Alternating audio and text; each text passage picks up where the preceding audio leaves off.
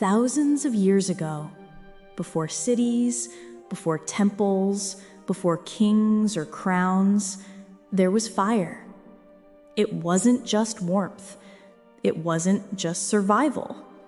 To the first humans, fire was life itself. When they watched lightning strike a tree and the forest blaze into light, they didn't see danger.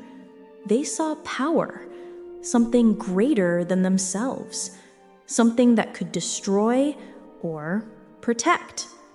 That was the first god, and it was born from flame.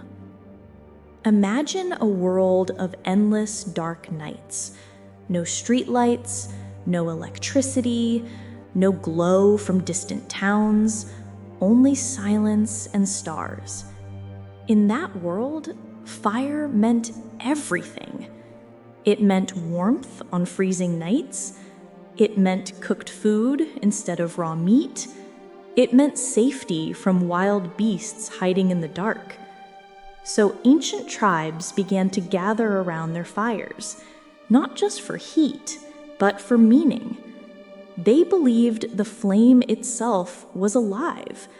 It breathed, it danced, it spoke in its own crackling language. To lose fire was to lose life. That's why in so many ancient stories, the first great hero is not a warrior, but the one who brought fire to humankind. In Greek myth, that hero was Prometheus. He stole fire from the heavens and gave it to mankind. For that, the gods punished him, chained to a rock for eternity.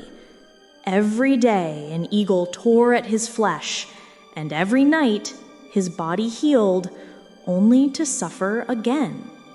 But people still honored him, because without Prometheus, there was no civilization, no warmth, no art, no light. Fire became the symbol of rebellion and hope. To hold fire was to hold a piece of the divine. In ancient India, thousands of miles away, people also looked at fire and saw a god. They called him Agni. Agni was the messenger between heaven and earth. When people prayed, they placed their offerings into the fire, because fire carried those gifts, the smoke rising up to the sky, straight to the gods. Even today, Hindu weddings still circle the sacred flame. It's called the Agni Parikrama.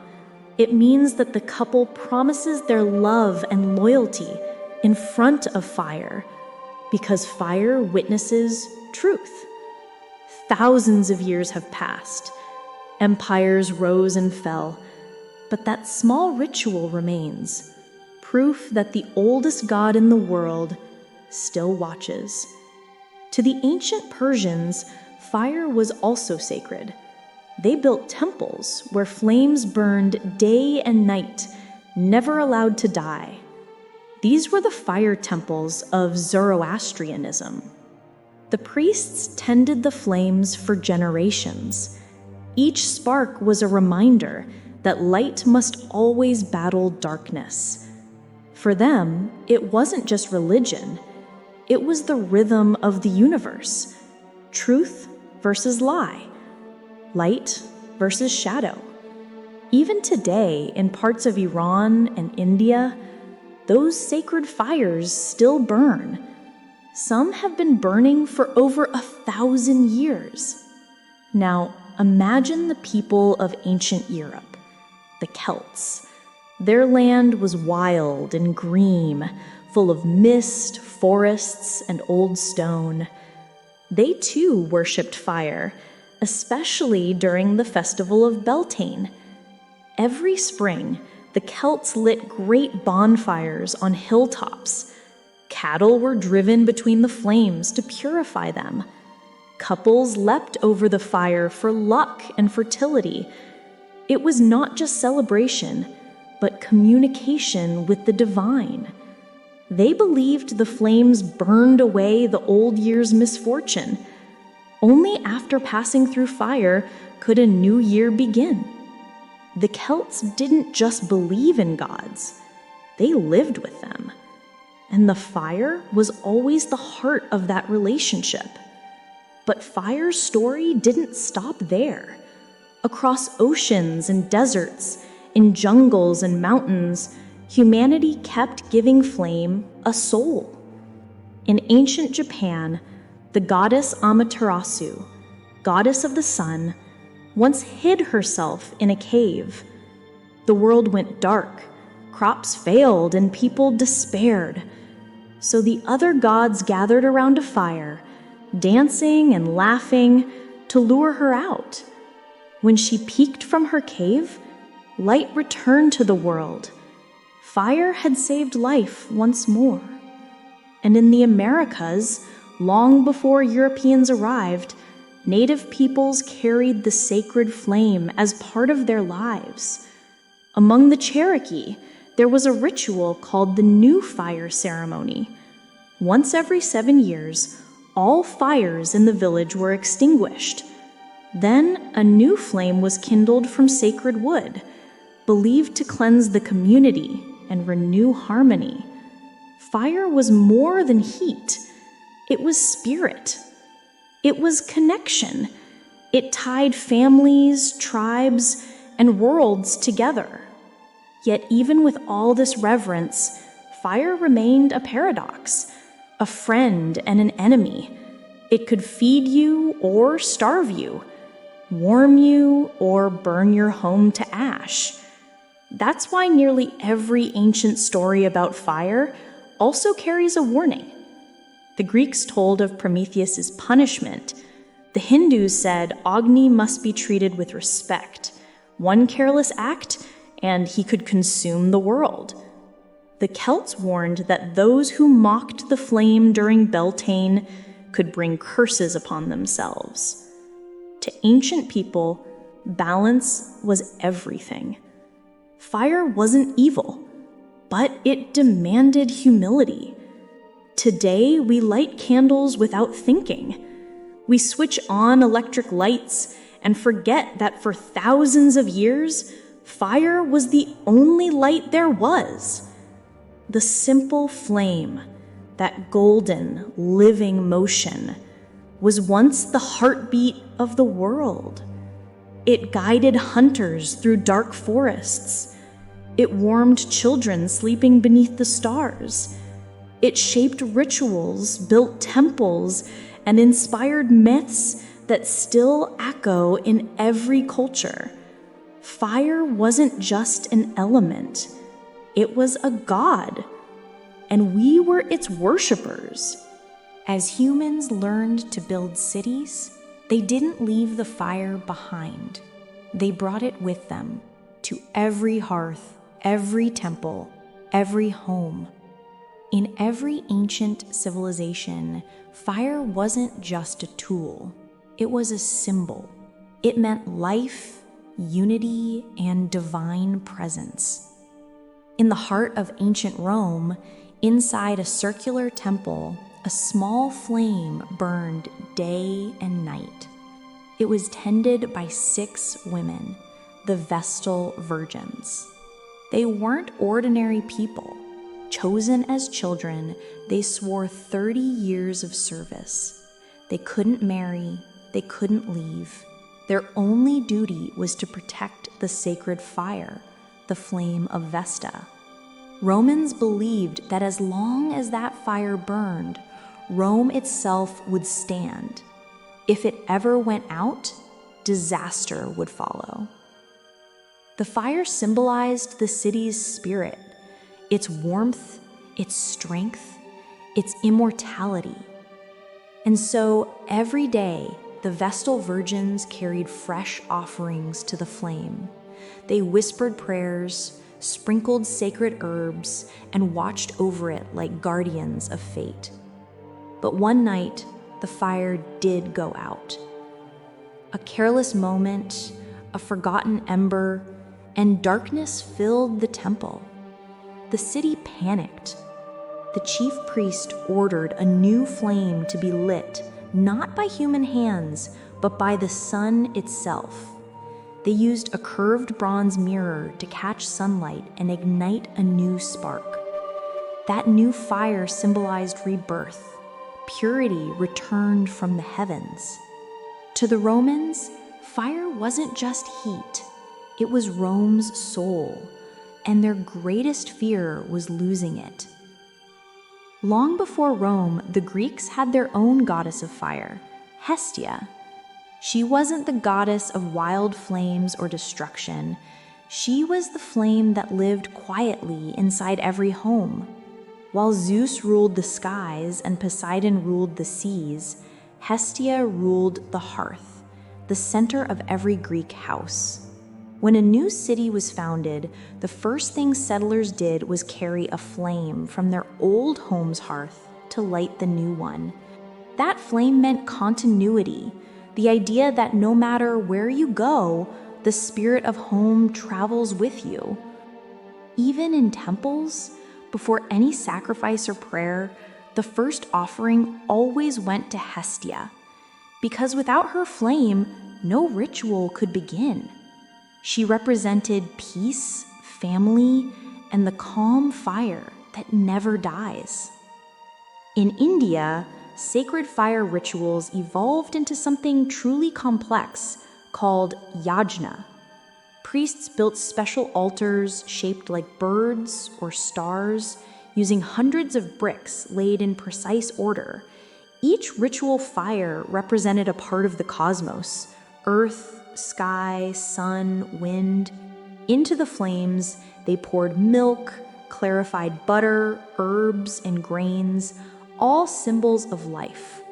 The smoke that rose carried their prayers to the gods, and when the ceremony ended, the ashes were buried in sacred ground, returning what was divine back to the earth. These rituals could last for days, but their purpose was always the same: to remind humanity that we are connected to the fire that burns within the universe itself.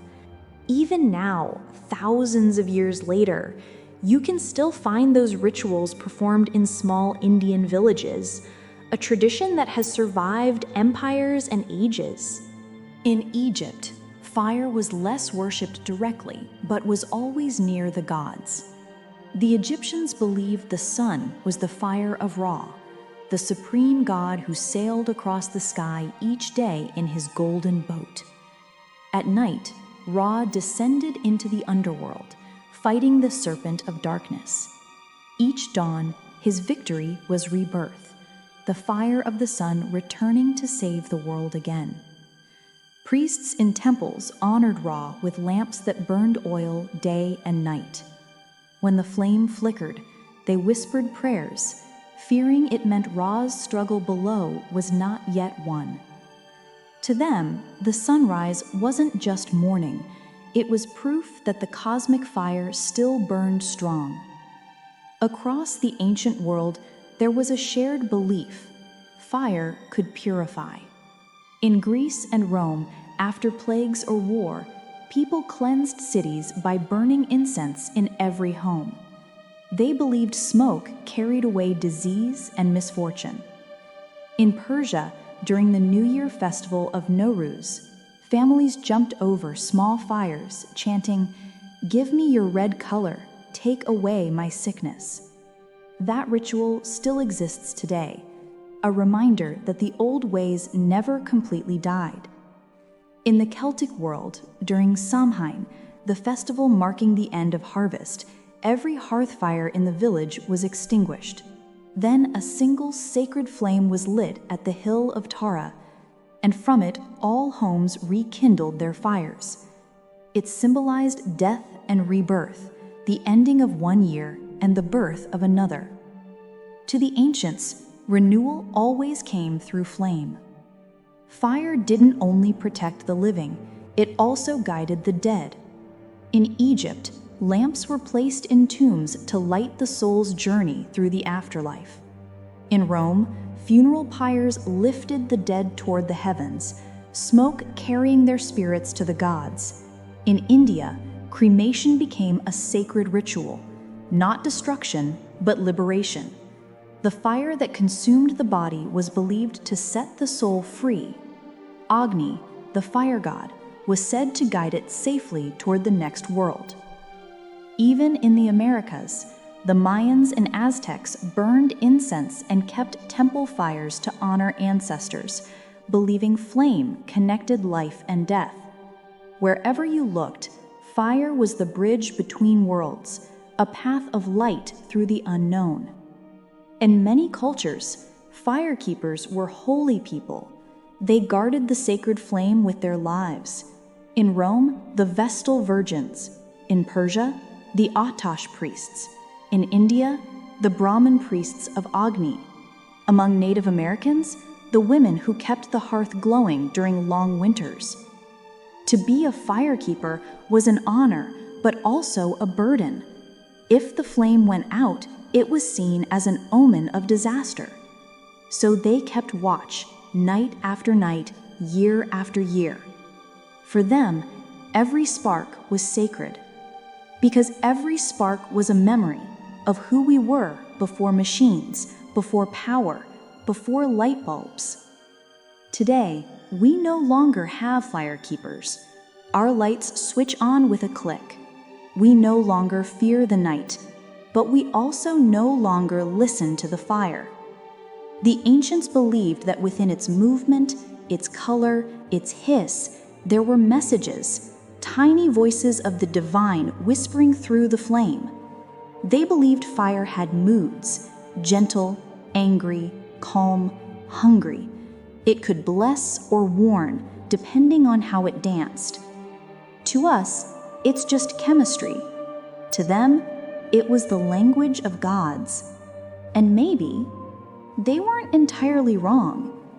Because even now, when we stare into a campfire or light a candle in silence, something deep inside us still feels that ancient connection, that quiet awe, that sense that we're looking at something eternal, something that was here long before us and will be here long after we're gone. The same flame that burned for the first humans still burns for us today. Only now, we've forgotten what it meant. As centuries passed, the world changed. Empires fell, new gods rose, and slowly, the fire that once ruled our faith began to fade into the background. But its story didn't end. It simply changed shape. When Christianity spread through Europe, old fire rituals were forbidden. Bonfires that once honored gods were called pagan. Temples of fire turned into churches of stone. The sacred hearth was replaced by the altar. The priest took the place of the firekeeper. Yet, even as people turned away from their ancient gods, they couldn't let the flame go. Inside cathedrals, candles were lit before statues of saints. Eternal flames burned before the crucifix. Oil lamps flickered beside the Virgin Mary, symbols of hope, faith, and presence. The fire still lived. It simply changed name. The Bible spoke of God as a consuming fire. Moses met him in the burning bush that was not consumed. At Pentecost, the Holy Spirit appeared as tongues of fire. The language of faith still carried the echo of the flame. Every candle lit in prayer was a small offering, a whisper to heaven through light. Every vigil, every procession, every memorial, fire became the silent witness of devotion. It was no longer worshipped as a god, but it still represented the presence of God. While the West forgot, the East remembered. In Zoroastrian temples, some of the oldest continuous places of worship on earth, Sacred flames still burn today. The priests tend them day and night, as their ancestors did thousands of years ago. There are 3 grades of fire, from simple household flame to the Atash Bayram, the highest and holiest. To create it, 16 different fires are collected, from lightning, blacksmiths, shepherds, even funeral pyres. Each is purified and united into one eternal blaze. That flame can burn for centuries. Some have burned for over 800 years without going out. It's the living memory of humanity's oldest faith in light. When the Age of Enlightenment arrived, humans began to see the world differently. Science took the place of myth. Fire was no longer sacred. It was a reaction, a chemical process, something that could be studied, measured, controlled. And with that control came power. The Industrial Revolution turned fire into the engine of progress. Steam, factories, locomotives, all born from the same element that once burned on temple altars. The gods were gone, but their flame now powered the modern world. Fire became electricity. Candles became bulbs. The sacred turned mechanical. But the irony was almost poetic. Humanity no longer worshipped fire, yet we depended on it more than ever. Every engine, every rocket, every light still whispers the same truth. We are creatures of flame. But fire didn't just build, it also destroyed. The same discovery that forged steel and powered engines also birthed weapons: gunpowder, bombs, firestorms. Cities once lit by candles were reduced to ash by fire from the skies.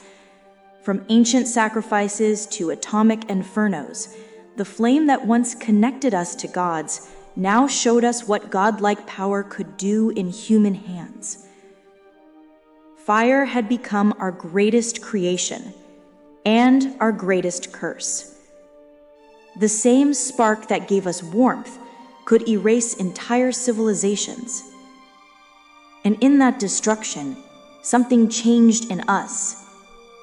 We began to fear the fire again, but this time not as a god's wrath, as our own. Even in our modern world of technology and neon lights, fire still holds power over us, quiet, emotional power. When tragedy strikes, we light candles. When a hero dies, we hold vigils. When we celebrate love or hope, we still light a flame. Think about it. From birthdays to memorials, from church altars to Olympic torches, every culture still uses fire to mark what matters most. Why? Because no matter how modern we become, there's something about that living light that speaks to our oldest memory. It reminds us we're not separate from the past. We're part of it. That small flame connects us to every human who ever stared into the dark and wished for warmth. The ancients believed the divine flame lived not just in the world, but inside us, a spark of life, a breath of fire. The Greek philosopher Heraclitus said, "The soul is a spark of living fire." Even modern science unknowingly echoes that idea. Every heartbeat, every thought, every cell runs on energy. Tiny electrical fires burning within us every second. Our warmth, our spirit, our drive, it's all the same story written in a different language. We are made of the same fire we once worshipped. When we feel passion, we say we have fire in our heart. When we feel alive, we say we're burning with energy. Even in our words, the flame never left. But what did we lose when we stopped treating fire as sacred? Maybe it wasn't just the rituals, but the meaning. We stopped seeing light as life and started seeing it as utility. We forgot how to sit by a flame in silence and feel connected to nature, to others, to the universe. Our ancestors didn't have electricity, but they had awe. They saw holiness in every flicker. And maybe that awe was their way of saying thank you for warmth, for survival, for another sunrise. Today, we scroll through glowing screens instead of staring at glowing embers. Different light, same hunger. The same ancient need to feel illuminated, outside and within. Across the world, a few flames still burn, not for gods, but for memory. In Arlington, an eternal flame marks the tomb of President John F. Kennedy, a symbol of honor that never dies. In Paris, another flame burns beneath the Arc of Triomphe for the unknown soldier. In Hiroshima, the peace flame still burns, a promise that fire will never again be used for war. Every one of those flames tells the same story. Humanity remembers. We remember that fire is both creator and destroyer, light and darkness, life and death. And maybe, deep down, we still understand what our ancestors did, that the flame outside us is just a reflection of the one inside. So, when you light a candle tonight, pause for a second. Watch the flame. See how it moves, how it breathes, how it dances in silence, like it knows something you've forgotten. That little light is ancient. It's the same fire that burned in caves, temples, and hearts long before you were born. It has witnessed every story, from gods to galaxies, from rituals to rockets. And maybe, if you look closely enough, you'll see that it's not just burning, it's remembering. Because fire never truly dies, it just changes form. Once we called fire a god, then we called it a tool. But maybe it was always a mirror, a reflection of who we are, bright, fragile, and endlessly burning.